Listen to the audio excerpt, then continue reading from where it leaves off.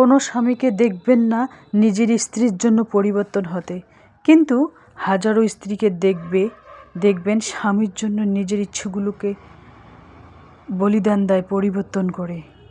এত কিছুর পরেও কেন জানি না স্ত্রীরা সবার কাছে খারাপ হয়, কারোর মন পায় না।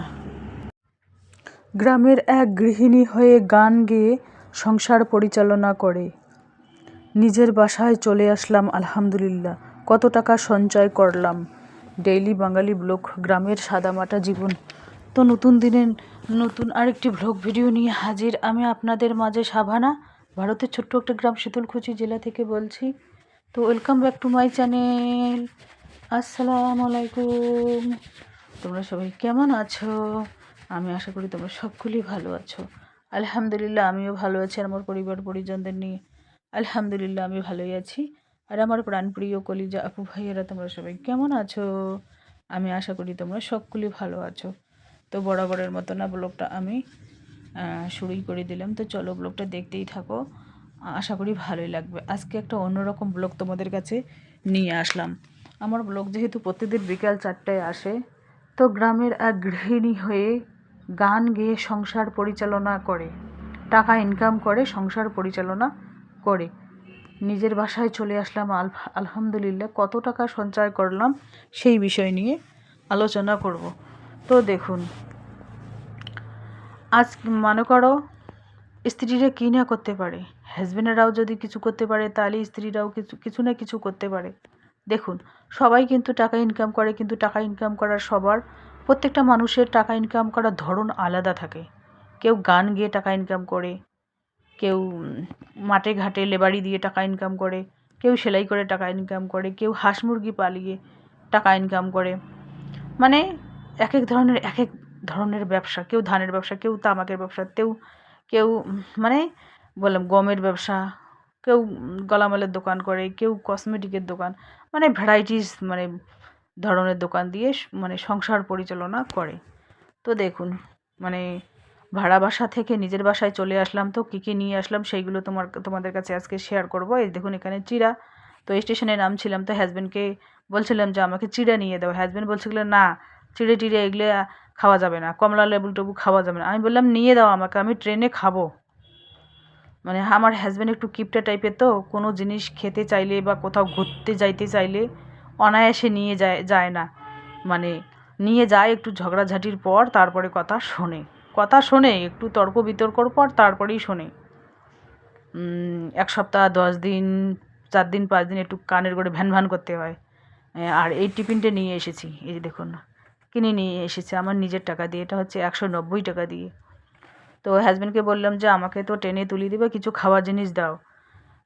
তো কিছু বলছিল না, মেজাজ দেখাইছিল, আর মুখটা একটু রাগ ভাব করছিল। তারপরে ট্রেনে বসলাম, তারপরে বললাম আমাকে নিয়ে দাও, আমি চিড়ে দিয়ে চা খাবো সকালবেলায়।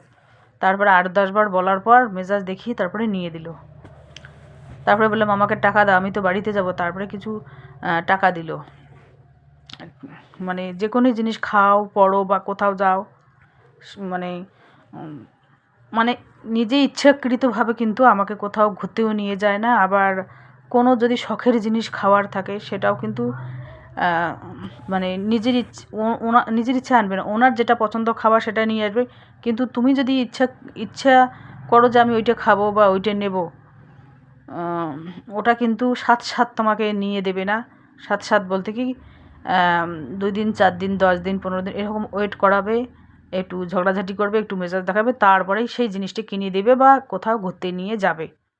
আমি যখন বাসায় আসি তখন কিন্তু সেই 15-20 দিন থেকে বায়না করি যে আমি এবার শিলিগুড়িতে তোমার কাছে গেলে আমাকে অমুক জায়গাটা ঘোরাবা। বলে কি হ্যাঁ, প্রত্যেক মাসে আসবা, 500-1000 টাকা করে খরচ করবা, এটা আমার পক্ষে অসম্ভব। আমি বলছি ঠিক আছে, আমাকে কোনো খরচ করাতে হবে না, বাস আমাকে একটু তোমার সাথে একটু হেঁটেই ঘুরাবা, তোমার টাকা খরচ হবে তো সেটা আমি চাই না।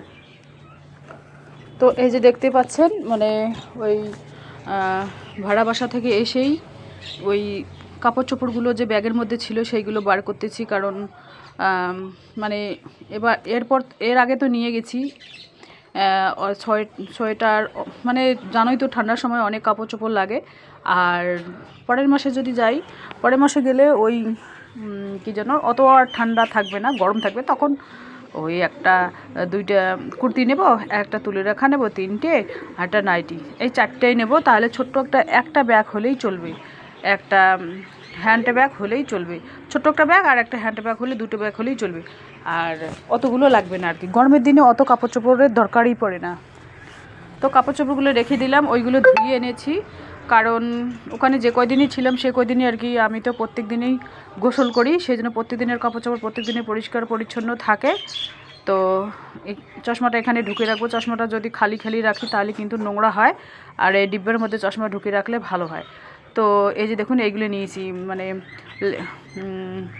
লেকমি সানস্ক্রিন, মানে আমার যা সাজা পড়ার জিনিস আমি বাড়ির থেকে নিয়ে গেছি, কারণ ওখানে গিয়ে হাজব্যান্ডকে বলবো কিনে দাও, ফিড মেজাজ দেখাবে, ওই জন্য আমি বাড়ির থেকেই নিয়ে গেছি, ওইটাই বেটার, কারণ ঝগড়াঝাটি আমার আর ভালো লাগে না, সেই জন্য নিজেকে মানিয়ে গুছিয়ে নিতে হবে। আর যে সংসারে চাহিদা যত বেশি কম, সে সংসারের ঝগড়াঝাটি তত বেশি কম।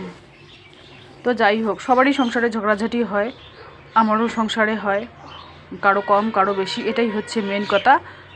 কেউ মিথ্যে কথা বলে যে আমাদের ঝগড়াঝাটি হয় না, সবারই হয়, ধনী হোক গরিব হোক সবারই কিন্তু স্বামী স্ত্রীর মধ্যে ঝগড়াঝাটি হয়, কিন্তু তৎক্ষণাৎ আমরা আর কি তৎক্ষণাৎ মিলে গেলে ভালো হয় আর কি। আমি আবার রাগ পুষে রাখতে পারি না, যদি হাজব্যান্ডের সাথে কোনো কারণে ঝগড়াঝাটি হয় তাহলে কিন্তু আমি আগেই কথা বলি, আমি অত আর মানে ধৈর্য ধরে থাকতে পারি না, আমার ধৈর্য ধারণ ক্ষমতা খুবই কম আর কি। আমি মানে আমাকে তোমরা মাছ মাংস ভাত ছেড়েই খাও, তবু আমাকে কেউ টেরা কথা বলবে না, আমার এটা সহ্য হয় না, সেই জন্য আমি আগেই ঢিসমিস করে ফেলি, যে কারোর সাথে হোক না কেন আমি আগেই কথা বলি, আগেই ডিসমিস করা, আমি রাগ পুষে রাখতে পারি না, জেদ ধরে থাকতে পারি না। তো এই যে দেখুন ট্রেনে বসে পড়েছি, ট্রেনে বসে কমলালেবু খাচ্ছি, হাজব্যান্ডকে বলেছিলাম কমলালেবু কিনে দিতে, তো 5টা কিনে দিচ্ছে আর কি।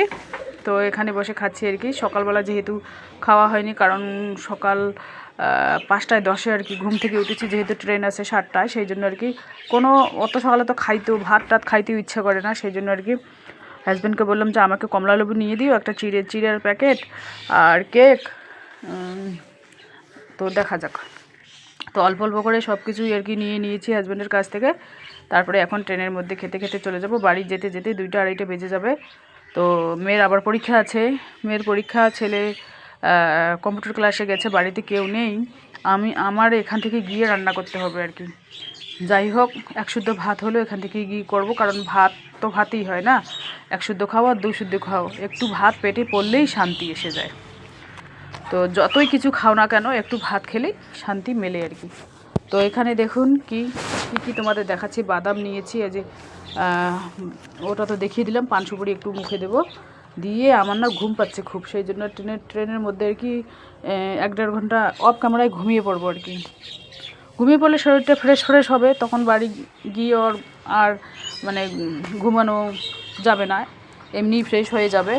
তো এই যে দেখতেই পাচ্ছেন সুপারি পোটলাটা এভাবে করে নিলাম, আমি পান সুপারি খাই, খুব বেশিও খাই না কমও খাই না, মাঝারি ধরনের খাই, আর ড্রেস এইটাই পরেছি সিম্পলভাবে। তো এই যে দেখুন, আর এই যে দেখুন এই জামা কাপড়গুলো এখানে বিছানায়, এইগুলো আজকে আর গোছাবো না, আজকে মানে ধীরে ধীরে কালকে গোছাবো, কারণ আজকে যেহেতু ট্রেনে করে এসেছি একটু কেমন কেমন লাগে নিজেকে, সেই জন্য। তো এখানে দেখতেই পাচ্ছেন হাজব্যান্ড বসে আছে, আমরা দুজনেই আর কি বাড়ি যাব আজকে, কারণ হাজব্যান্ড 2-3 দিন বাড়িতে থেকে চলে আসবে, অনেক দিন থেকে হাজব্যান্ড আর কি বাড়িতে আসে না, মানে কাজের চাপ থাকলে উনি অনেক দিন পর আসে, ওই 10 দিন 15 দিন, আর কাজের চাপ না থাকলে সপ্তাহে চলে আসে, কাজের চাপ না থাকলে আমি যদি ফোন করি তাহলে চলে আসে তৎক্ষণাৎ। আমি বলি যদি তোমার কাজের চাপ থাকে তোমার আসতে হবে না, আমি চলে যাই। দুজনের মধ্যে আন্ডারস্ট্যান্ডিং থাকলে সংসারে কিন্তু কম জিনিসের মধ্যে সুখে ফেলা যায়। এই যে দেখুন এই দিদিটা গান গাচ্ছে, কত সুন্দর গান গেয়ে কিন্তু সংসার পরিচালনা করে, ছোটো একটা বাচ্চা আছে, সাথে আরেকটা বউ আছে, ওনার মনে হয় ওরই বাচ্চা হবে, কোলে নিয়ে আর কি। তো যাই হোক, গলার সুরটা খুবই সুন্দর, ভালোই লাগে আমাকে, তো শুনতেই থাকো।